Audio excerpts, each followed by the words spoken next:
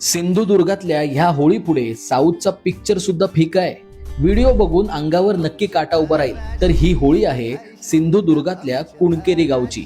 या गावात 100 फुटांची होळी उभारली जाते आणि त्यावेळी देवीचं वारं अंगात येणाऱ्या माणसांना अवसार म्हणतात।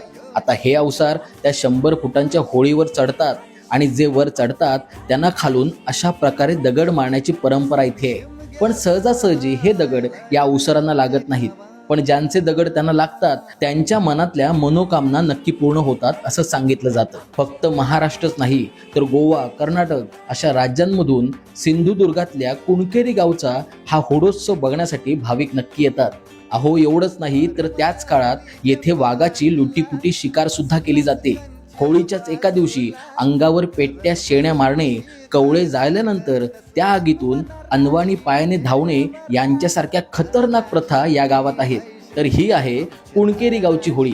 अशा वेगवेगळ्या परंपरांमुळे कोकणातला शिमगा अख्ख्या महाराष्ट्रात प्रसिद्ध आहे। तुम्ही कोकणातले असाल तर हा व्हिडिओ व्हायरल करा, कोकणातल्या मित्राला हा व्हिडिओ नक्की शेअर करा आणि संवाद सेतूला फॉलो सुद्धा करा।